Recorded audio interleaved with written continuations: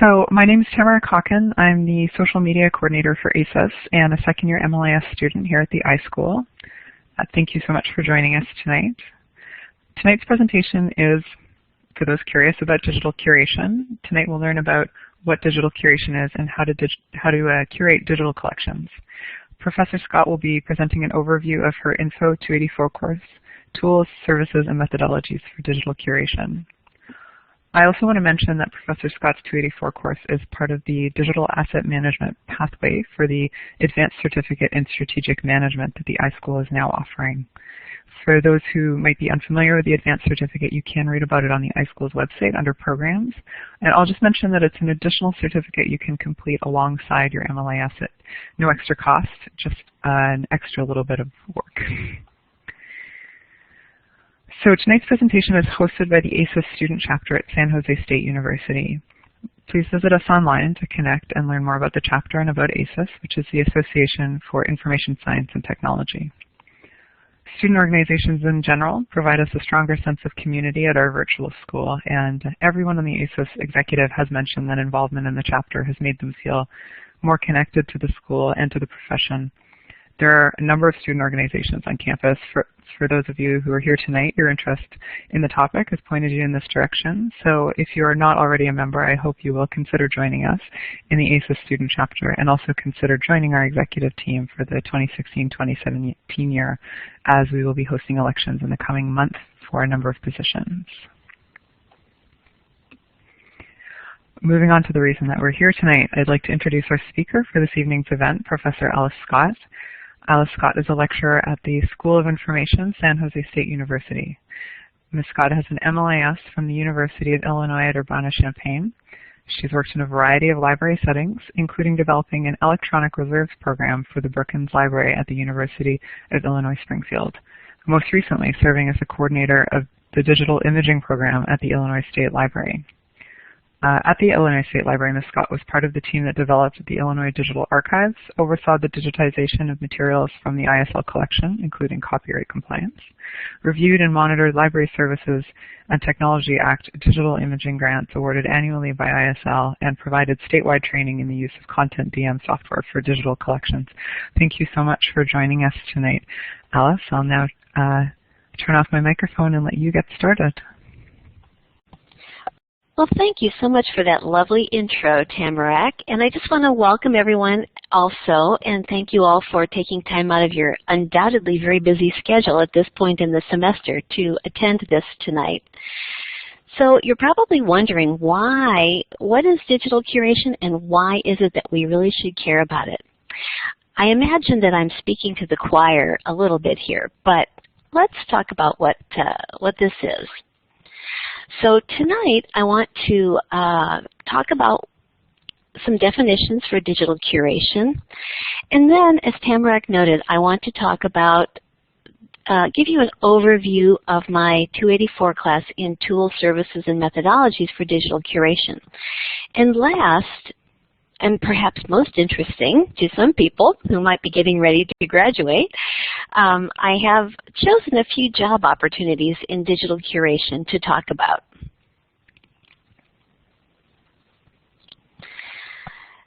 I like to open my digital curation course with this particular slide, not only because it makes me laugh, but because it's uncomfortably close to the truth. Digital curation is kind of a slippery term, and it's sometimes kind of hard to define, and I mean in a really definitive fashion. But I'd like to give you my interpretation of it today.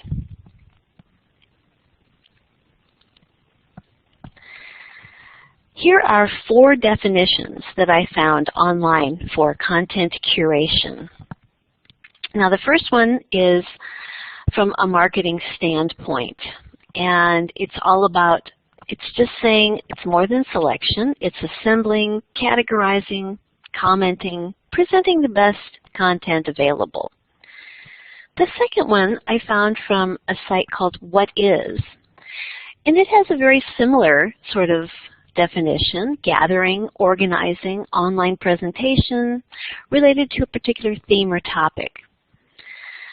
The third one I got from a beginner's guide to content curation.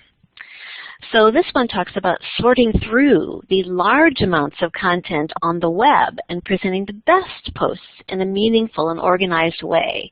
And it talks about the things that the process can include: sifting, sorting, arranging, placing that content, again, into specific themes and publishing that information. And the last one is from Wikipedia. And, you know, Wikipedia is not always my favorite place for really reliable information, but sometimes if you know a little bit about the information, you can judge whether it's really good. And in this case, I think it's true. You know, it's just a basic definition. It's a process of gathering information. So you can see that there is a thread here. It's about gathering, it's about categorizing, it's about presenting these things, arranging them. So as Wikipedia can tell you, though, content curation is not a new concept. It's been around for a very, very long time, and museums are prime examples of institutions that have employed curators to select materials for adding to collections and for displays. But these are physical materials. So let's talk about how long content curation's been around to demonstrate how long formal curation at least has existed. Here's an example of curation in the 17th century. Cabinets of curiosities arose in mid-16th century Europe at repositories for all types of objects. As Europeans began to explore the world, these collections arose, and they contained all kinds of specimens, diagrams, and illustrations from many disciplines. So they can generally be thought of as the precursors to museums.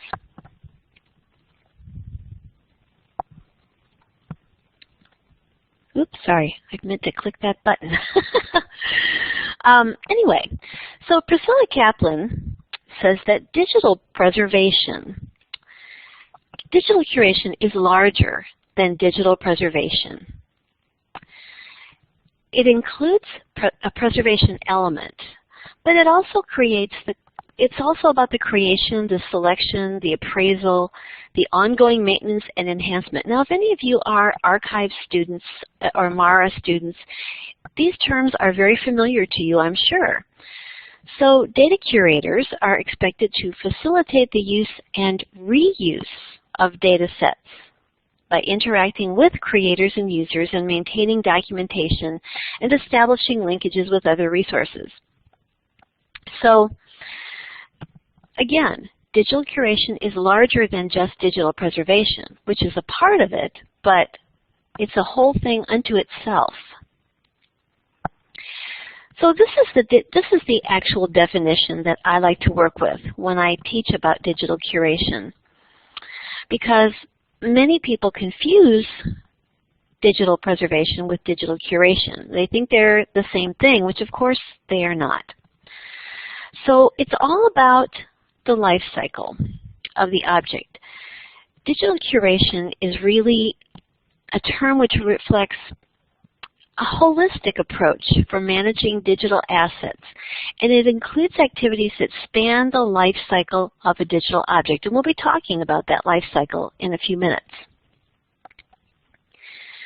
So this sort of holistic approach to managing digital assets can be seen as a kind of value chain in which individual activities are performed under the banner of digital curation, and each one of those improves and produces gains in the value of the digital assets and the collection as a whole. So digital preservation is a specific activity within the digital curation lifecycle, which is, of course, concerned with long-term management and maintenance of digital assets. Because these two things are so intertwined, we do talk a lot about digital preservation when we talk about digital curation.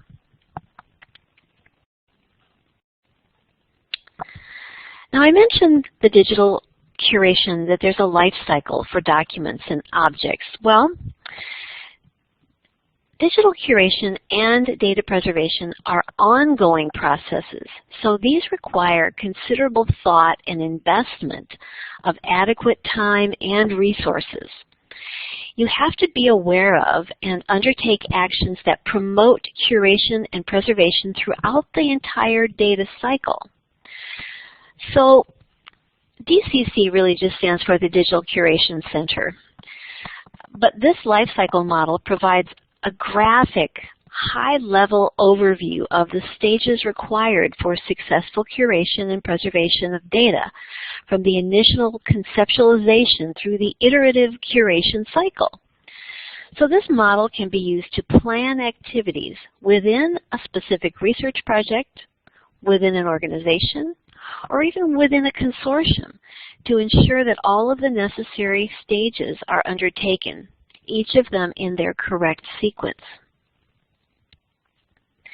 So it's important here to note that the description, preservation planning, community watch, and curate and preserve elements of this model should be considered at all stages of the activity as well.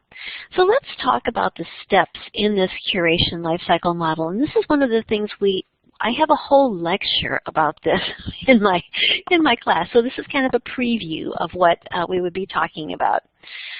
So the first step is conceptualize, and you can let me get a pointer here so I can just sort of point that out for you. It's up here at the top. This is the conceptualization. This is where you conceive and plan the creation of your digital object. So the life cycle of your digital object begins when you actually create it. So here in the conceptualize phase is you're thinking about data capture methods. You know, what's the best method what's the best format for your digital object, and what's the best storage options for that digital object. And then we move to create. This is where we actually produce those digital objects. And here in this step, when we produce them, we have to assign administrative, descriptive, structural, technical, and archival metadata.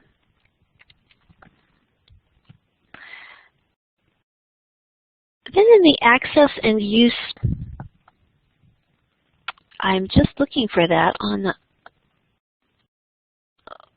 I have it on my list here, but oh yes, okay, so over here is access, use, and reuse. I have my notes out of order, I'm sorry.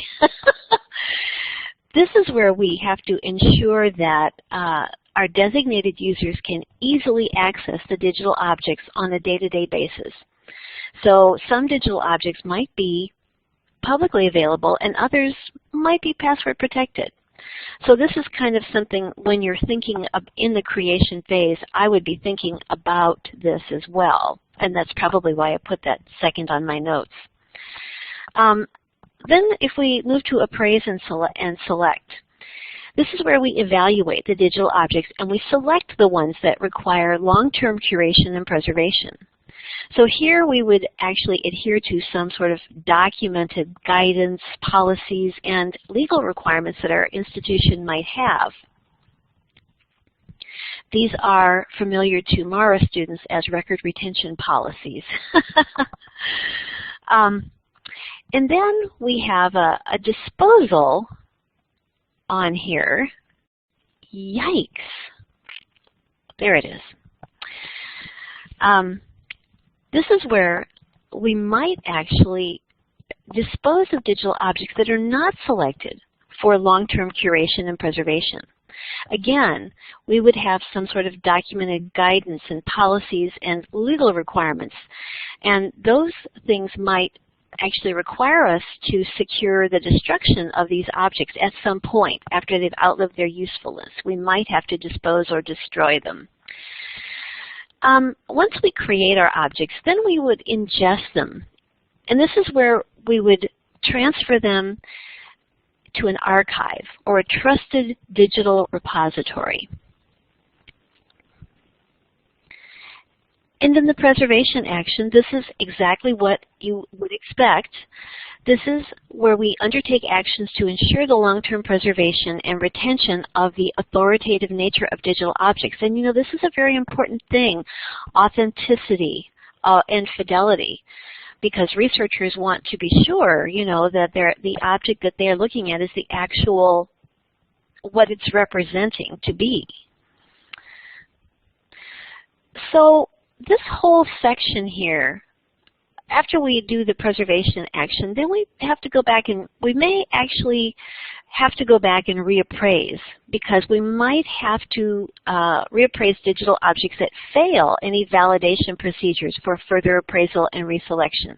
We might have objects that aren't up to snuff, so to speak, and we have to think about those, and perhaps we want to have those in a different format or something. And from preservation action, then we move to storage. This is where we're going to keep our data in a secure manner. And again, the secure manner will be outlined by relevant standards. And even though our objects will be stored in a secure manner, we also have to provide access to our designated users. And the last step here is transforming. And this is where we would create new digital objects from the original. For example, if the file format has been superseded, we might migrate into a different format. So again, just to remind you, overall, digital curation involves maintaining, preserving, and adding value to digital research data throughout its life cycle. Really any digital data, but a lot of this is focused on digital research data.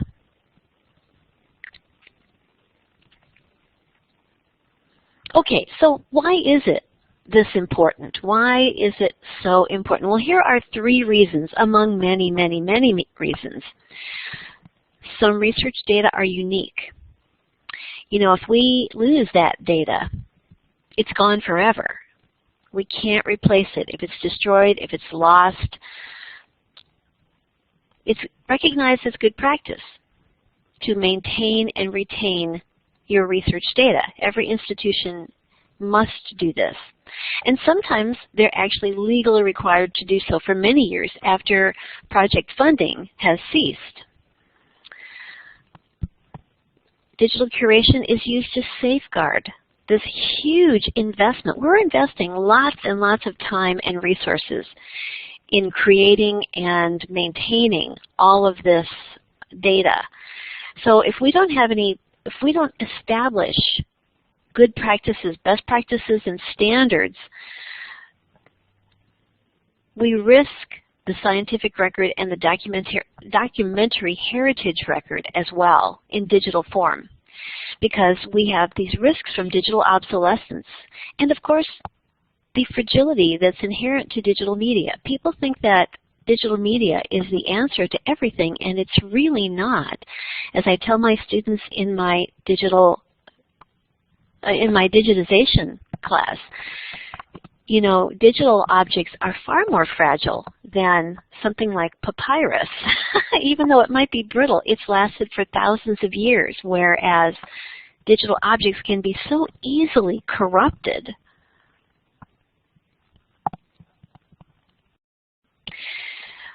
Okay, so in order to prepare students for work and/or careers in digital curation, the School of Information has developed a number of courses that give you a unique opportunity to gain some practical experience in this area. Now, one of them just so happens to be the one that I teach in the fall semester. This one is, as I mentioned before, Tools, Services, and Methodologies for Digital Curation. And it really is, it's an overview of all of these things that are used to manage data and digital objects throughout their life cycle. So I want to talk about exactly what this means. What am I going to talk about in this class? So here's a list of topics, some of the course topics that we'll be talking about.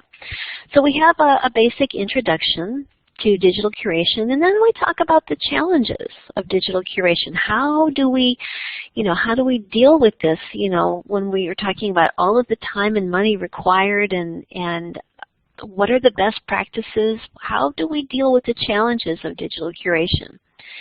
We also talk about various types of electronic records management systems. Again, we discussed that OAIS lifecycle model that we looked at earlier, which is called the Digital Curation Lifecycle model. But OAIS is Open Archive Information System. It's the same thing, two different names, that's all. We also discussed trusted digital repositories. What makes a digital repository trusted? You can't just set one up and call it a trusted digital repository. There are lots of things, lots of criteria that a digital repository has to meet in order to be considered a trusted digital repository. We also talk about managing research data and data integrity. Web archiving is a big part of this class too.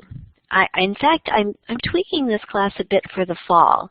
So I plan to expand that just a bit because I think it's one of the most interesting parts of digital curation is archiving the web. And I think that, as you'll see, one of the assignments revolves around that.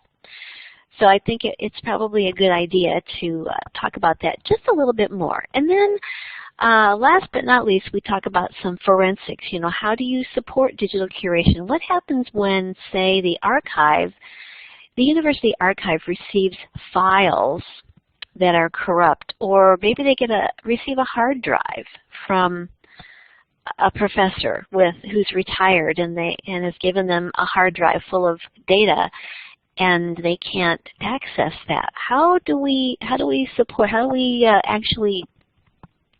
find that data? How do we access it? So there are different ways that these things can be accessed, and it's sort of like a puzzle. It's kind of like forensics in crime forensics. It's the same sort of process.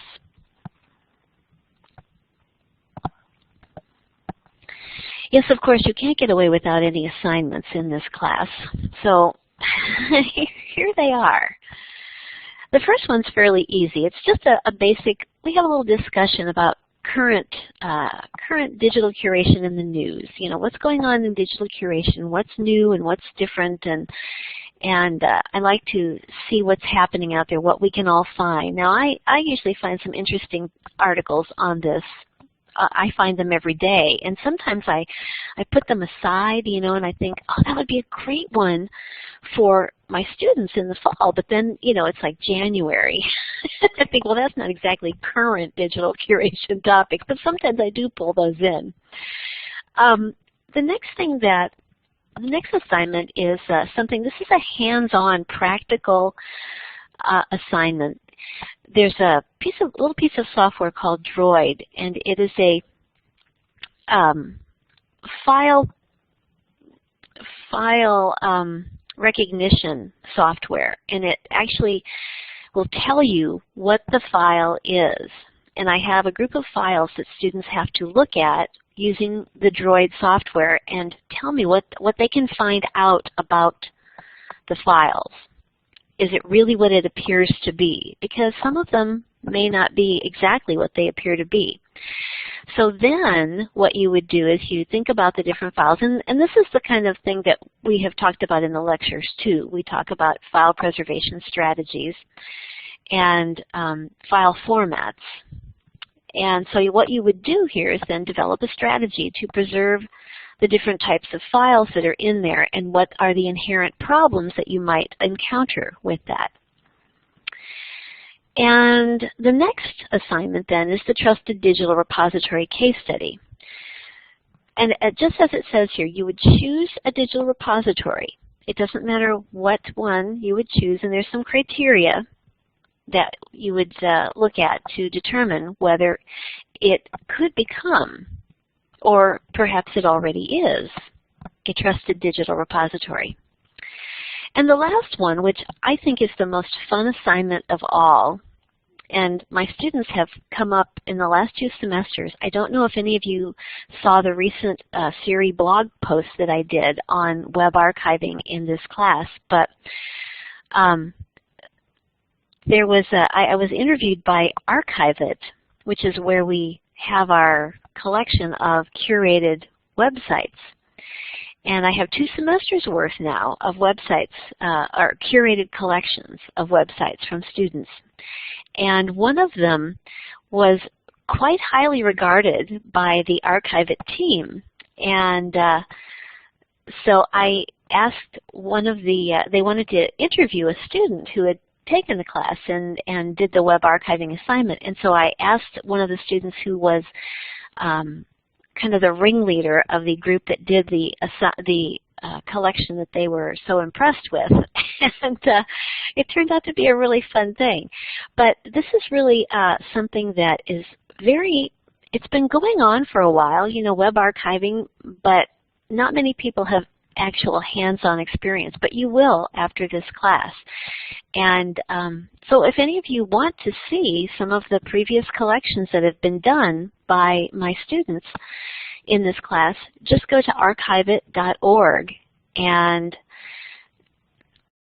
search for San Jose State University, and you'll find our page with all of the collections listed. And you can just see each collection has its own page. You know, when you click on it, it'll have a page, and you can see all of the metadata that the students developed, metadata for their overall collection, and they developed metadata for each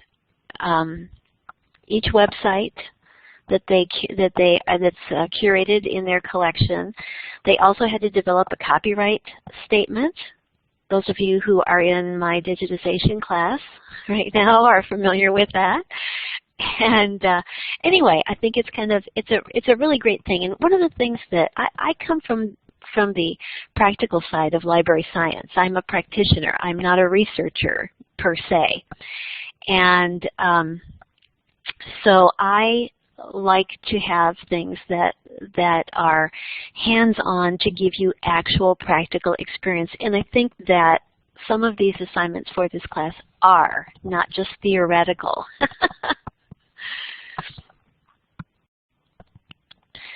Okay, so let's talk about some jobs with digital curation components. The next few slides that I have are some recent job postings that I saw in this area of digital curation.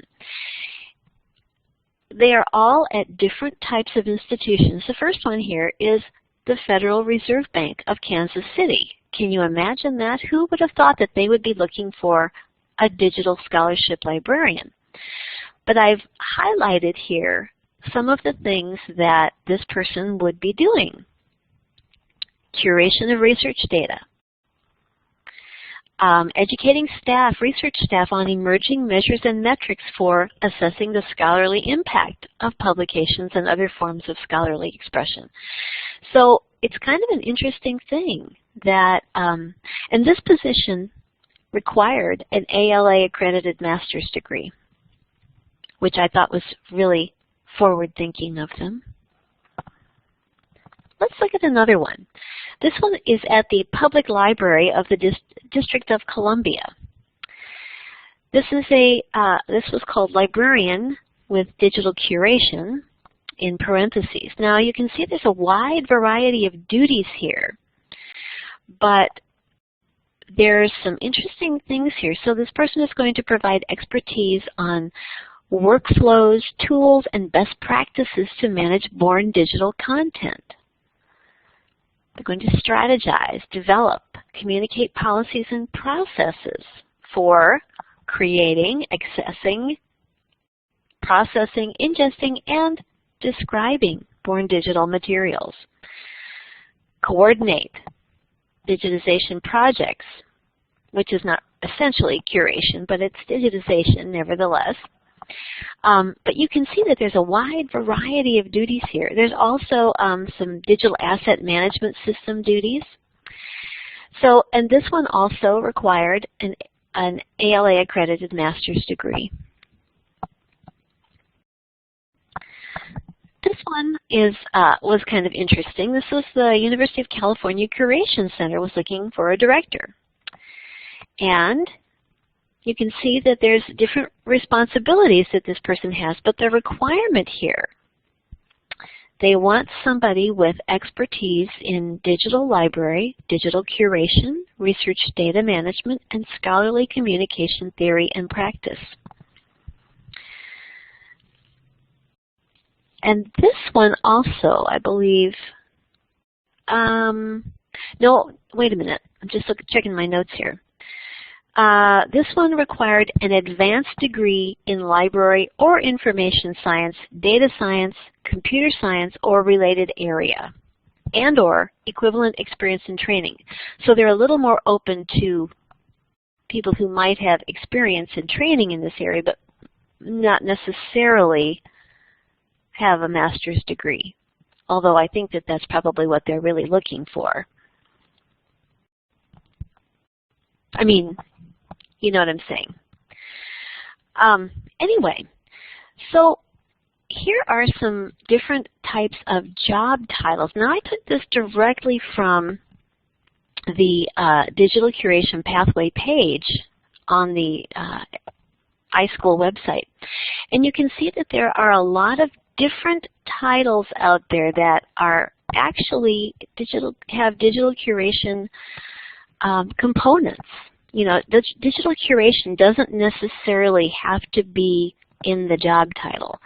So if you are interested in this sort of area, I would say look around a little bit. Anything that has digital in it may actually have curation responsibilities. I mean, you know, a digital repository analyst doesn't exactly sound like curation, but it is. Digital humanities librarian. Of course, there were digital. Before we actually put these in here, I was part of the committee that created that page.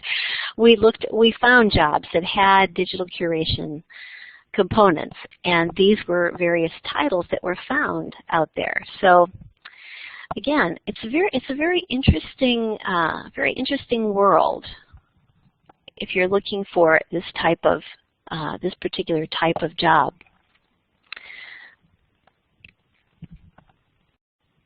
And this is the Digital Curation Pathway page, and I have the link to it at the bottom there, just in case you haven't seen that. But, you know, here's the thing. As scholars and institutions continue to generate huge pools of data, you know, big data is a big thing. And these collections are digital, by and large. They're either created, they're born digital, or people are digitizing huge collections. I expect to hear much more about opportunities for people with the skills to collect, organize, index, and help share that data. So the best way that you can prepare for the world of digital curation is to be looking at these kind of classes. Look at the Digital Curation Pathway site, and as Tamarack noted, the postmaster certificate as well, or the certificate in digital asset management is another really great thing to have, because I think employers are going to be looking for these types of experiences, and you know, and I always, as an advisor, I'm always recommending internships to students. I think that is a way to get some practical experience as well, whether it's virtual or whether you're actually there on site.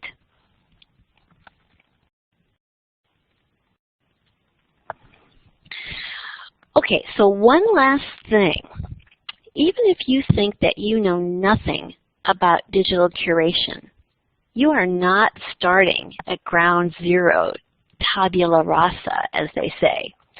If you are familiar with or you have used any of these tools, then you already have some experience in digital content curation. And I would venture a guess and say that just about anybody who's an LIS student or a MARA student these days has some experience with many of these tools. So it's not that far-fetched that you too could be a digital curation specialist. You may already be one and not even know it. Okay, so does anyone have any questions for me? I hope I'll be able to answer them.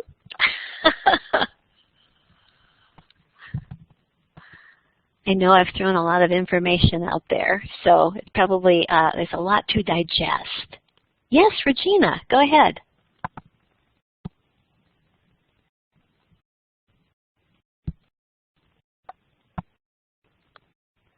I think you need to click on your talk button. We can't hear. Okay. I can see that you're talking. Oh, there you go. Can you hear me now? Yes. Hi, I have a question about, I came in late, so I don't know exactly the full content of your lecture.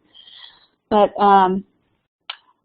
the Panama Papers, so that's in the news. It's all these documents that are have been released. How, as librarians, do we collect those and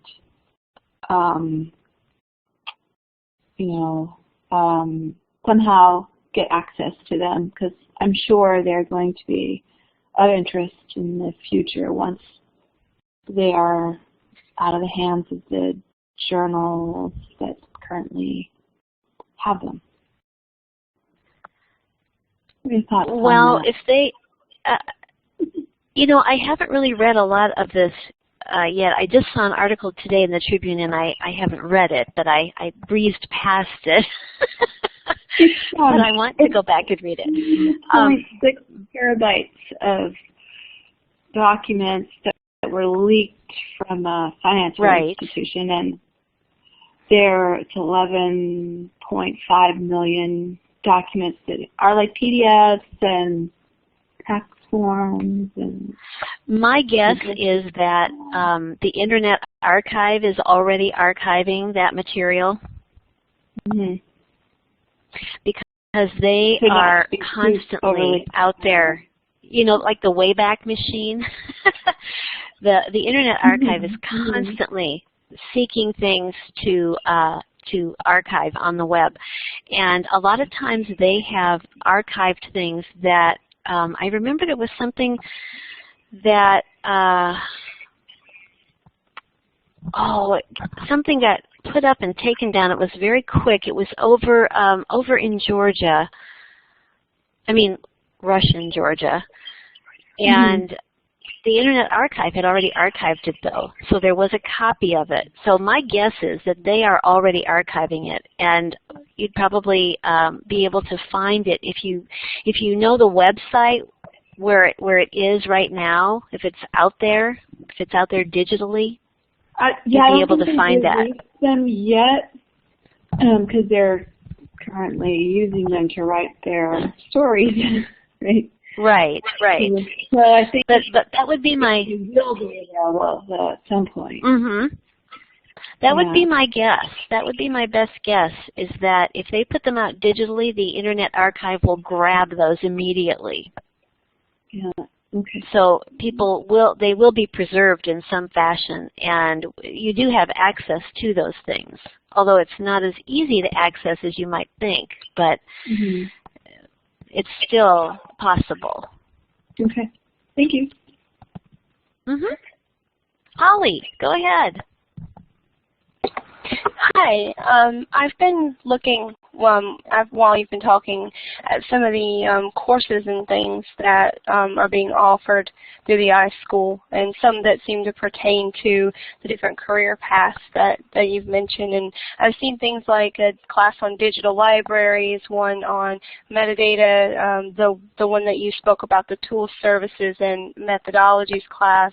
There's a digital asset management class, a digital curation class, a digital digitization and digital preservation class, and these are just some of the many titles that are offered. And I'm curious, I guess first, why or how is it, I guess, or which classes got selected for this certificate? Like, why these few? Because I see on the website that there's a list of maybe like 3 or 4 classes, and I'm just curious as to why, when there are so many digital classes, these in particular were chosen? And then my, I guess, kind of follow-up question is there any particular order that these classes should be taken in order to kind of get the full experience? I noticed that they don't really have any official prerequisites listed aside from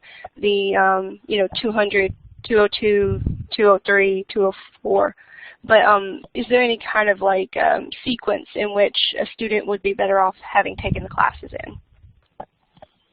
Okay, so in answer to the first question, those are the representative classes that the committee felt were kind of the best all-around kind of things, because you can't require every single class on a pathway. So we kind of talked about that. We talked about it a lot, actually, and that was just those are the ones that came up the most often as the ones that we thought that would be most beneficial. Even though there's lots of other ones out there. But in terms of taking them in a particular order, I would say that the only thing that I would take, if you were thinking about taking digital curation and then the tools and methodologies class, that I would take digital curation first, because we do a brief overview of curation, but we don't really go into it in depth in the tools class. I'm more interested in the tools and the methods and that sort of thing in that class. So I assume that everybody has a certain, not a huge level of, because I do cover a little bit of digital curation, but I would recommend taking the digital curation class first and then taking the tools class. It's not required, but it might be a useful adjunct. But in terms of other things, I don't think that there's anything that would need to, that there's really no particular order that I can think of anyway.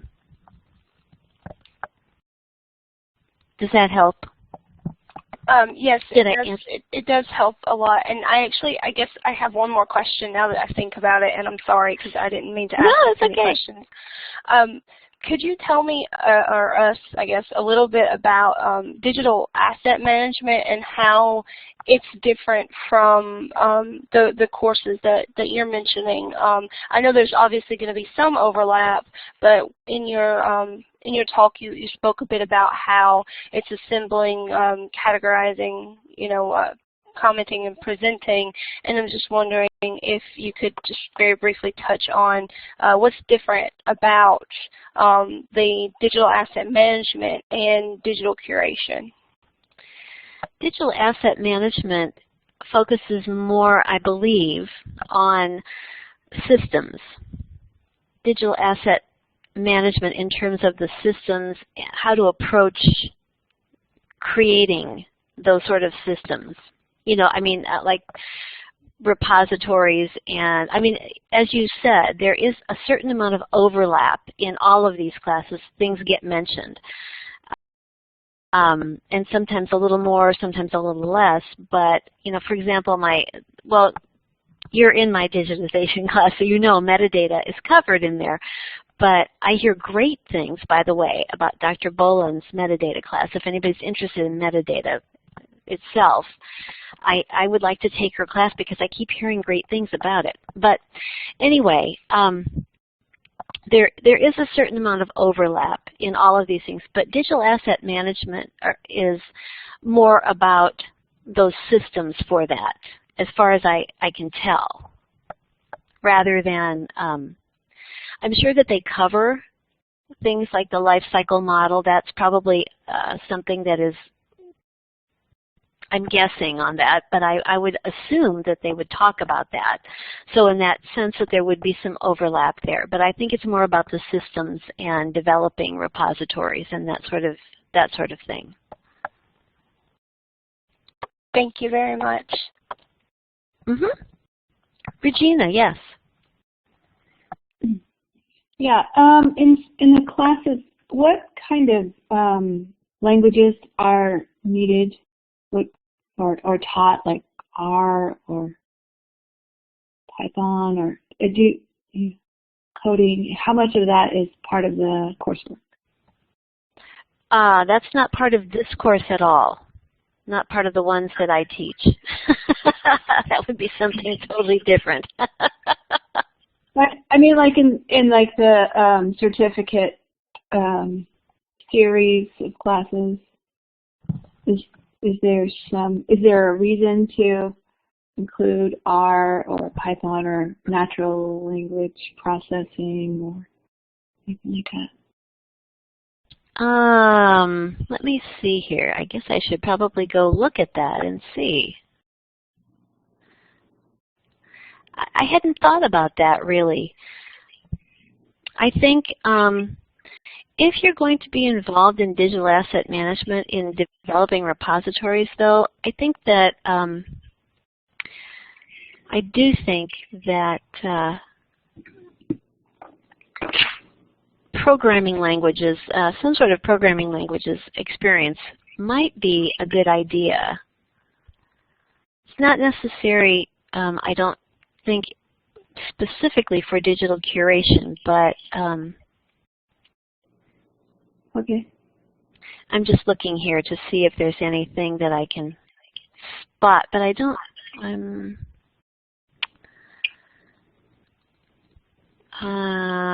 I don't think I can. I don't think I can answer that any better than that at this moment. Okay, thanks.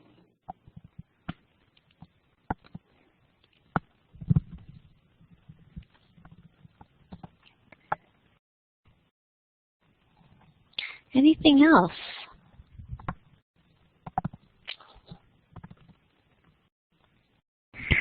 I'll chime in with maybe just a couple comments, if that's all right. I think it was sure. Holly, you were asking about the order of classes, and Alyce, you were suggesting that it might be a good idea to do digital curation in advance of the tools and methodologies course that you teach, which sounds like good advice, and not to counter that.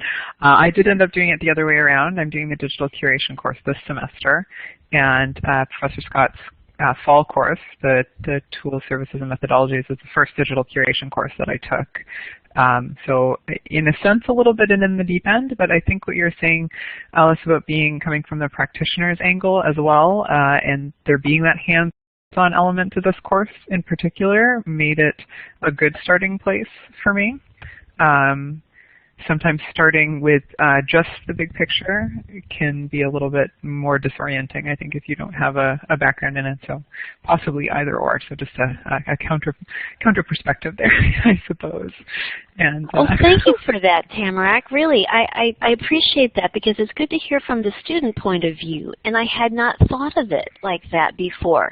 Because I think, that if I'm correct, the digital curation class is more theoretical, right? You know, it has given me a new perspective on the meaning of digital curation, and it's not new information from what I heard you say over the fall, and that quote that you had earlier in the presentation by Kaplan about how you know, curation is larger than preservation. I think I heard that for the entire semester, and it's only in taking a second course that that's really starting to become more meaningful to me, if that makes sense. So it might just be a matter of taking a number of courses regardless of the order of them in order for those things to start sinking, yeah. You know, exposure rather than order.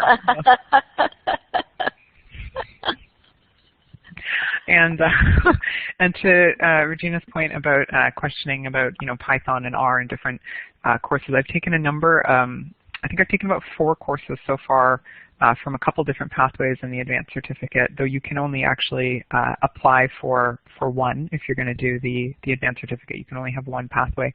None of them touch on programming languages, and I think other than taking a programming specific language, I think there's a couple of 246 outside of the scope of the certificate that might deal with programming languages.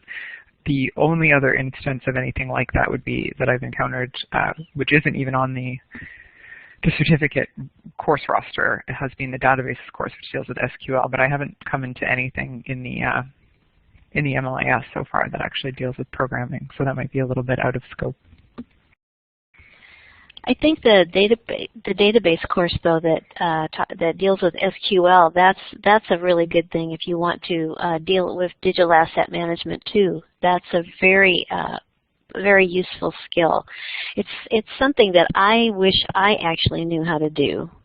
Do SQL, create an SQL database. I have some familiarity with it, but not enough to actually do anything with it. It's a passing. It's one of those wave as you walk by it kind of relationships. Yeah, it's interesting that I see Holly's note here about the way that they offer the tools and services is generally offered in the fall, and the curation class is generally offered in the spring. So if you wanted to take it the other way around, you'd have to jump on that in the spring and then take my class in the fall. But I think, doesn't Dr. Wingett teach that class, that digital curation class? I'm taking it with with Megan Wingett. Yeah. Yeah. She's really terrific from what I hear too from my students. I like her personally. I've met her a couple of times, and I really like her. She's just so bright and on the ball. she's a mover and a shaker. She's a force to be reckoned with. And she's fun, so you can't beat that. Nice. I might actually, I did have one question that I wanted to ask you that's a little bit more, maybe a little bit broader. I don't see any other hands up right now, so I'm going to take advantage, and then if anybody else has a question, we do still have about 9 minutes before we hit 7 o'clock. But you've been involved in digital curation. Obviously, you have quite the CV, and but you come from an MLIS background, not necessarily an archival background, and I get the impression that a lot of this digital curation work, which seems to have some overlap with archives work, is if not newer, maybe it seems like it's exploding a little bit, and I'm curious what your path into digital curation work was like, whether this was something that when you did your MLIS was actually in the curriculum, or it was sort of something that you fell into, or I don't know if you could maybe tell us a little bit about that. Sure, that's a really good question. I came at it from a different perspective. When I was in library school, it was 20 years ago, and that was not, digital curation, digitization, that kind of stuff was not even, it was happening somewhere, but it wasn't happening in library school.